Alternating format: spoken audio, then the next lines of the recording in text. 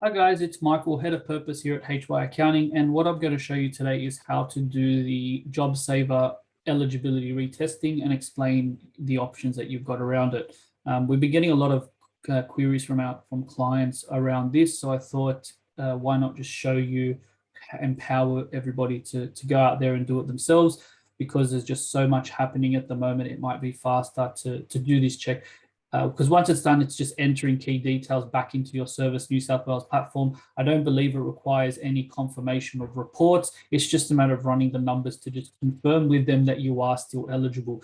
So I figured that if my clients are asking for this, then maybe there's a lot of other people that this video can help. So, enjoy.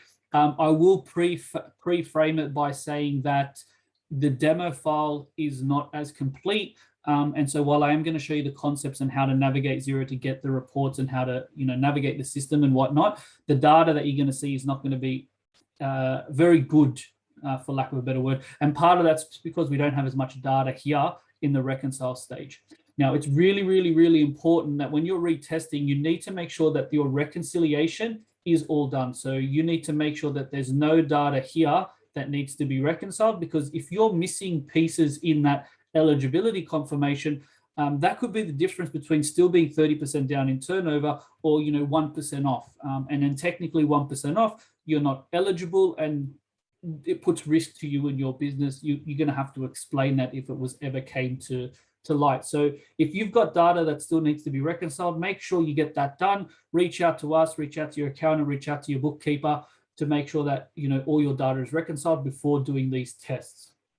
Okay, so what do we do? How do we get there? So following along on my screen, we want to first go to accounting. So we're logged into the dashboard, we're going to accounting, and then we're selecting reports here.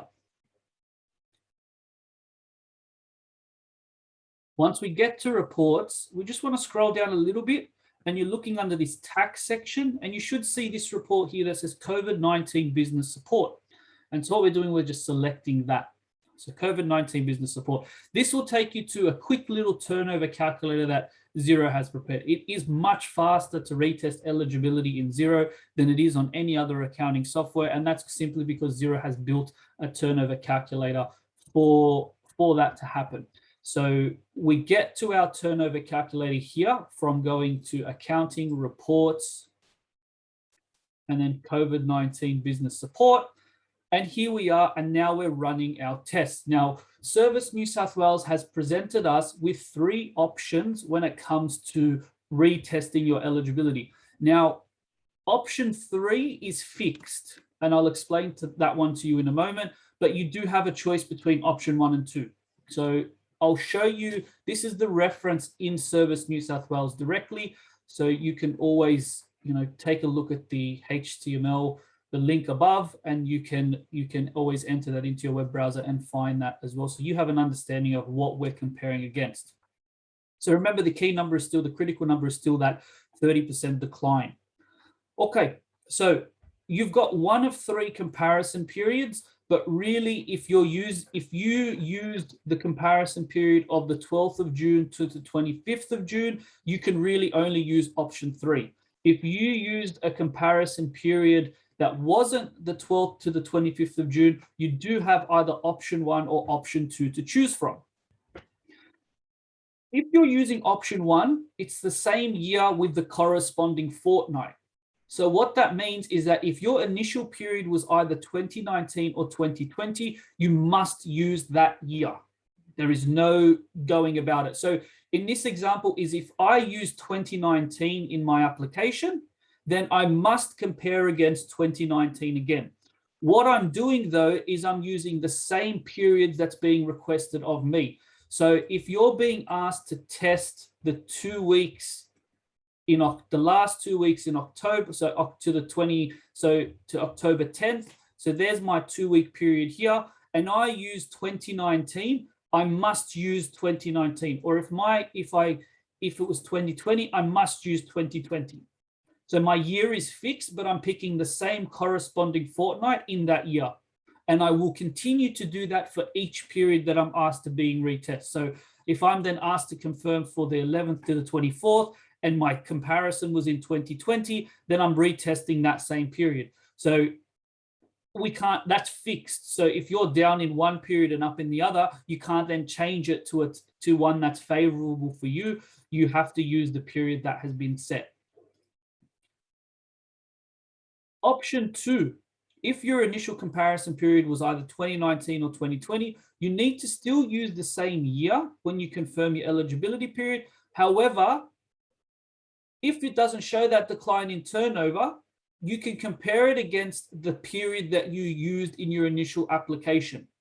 So what we're saying here is that we used in our application 26th of July to the 8th of August 2019. Now, we're being asked to retest from the 27th of September to the 10th of October.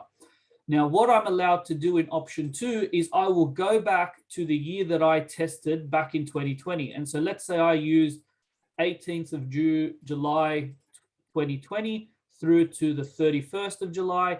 That is my fixed period, and I'm comparing it against the period that Service New South Wales is asking me to retest. So you're picking either option 1 or option 2. They have, the way that they've worded it is, if option 1 doesn't show that decline in turnover, you can use the second option.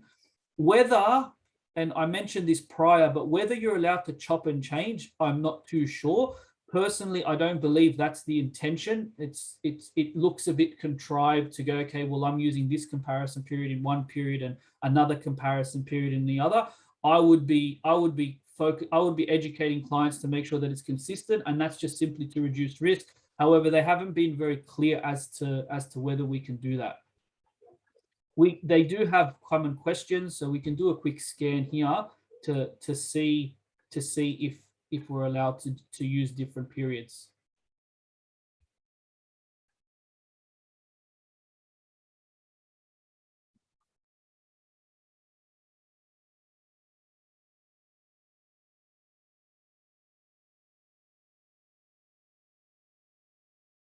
Okay, so you can be eligible in one fortnight and not in others, and being ineligible doesn't close you out completely.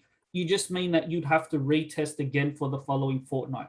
So this is a consistency test. So you'll be requested to do this process every fortnight until JobSaver ends. And then in that case, option 1 and option 2 might not have worked for you. Then the following fortnight, you can test again using one of those 3 options, or really option 1 or option 2. If you've used option 3, which we'll go through shortly, that period is fixed. So looking at option 3, that's where you've used, this is probably the easiest one, because if you've used the 12th to the 25th of June 2021, which is the 2 weeks immediately before lockdown, that becomes fixed.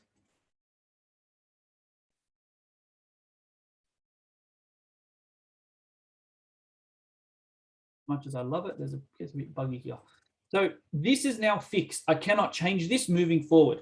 Now, this is all they're asking me to do, is test every 2 weeks and then continue to test it. I'm making sure that this number, the arrow is pointing down, and I'm looking for something that's at 30% or more. But option 3 is a bit simpler, because once we've set our 12th to the 25th of June period, that becomes our fixed period, and then we're going to continually test accordingly. So that's how you're going to be doing your retest. The website is quite robust. It will kind of explain everything to you. We found the answer to our question here in the common questions, which is another section within that page. But good luck. If you do have any questions or need any help, please reach out. Happy to help you through it or guide you through the process. And I'm sure that your accountant or bookkeeper will also be happy enough to help you work through it to make sure that you are still eligible. All the best. Good luck. Take care. Goodbye.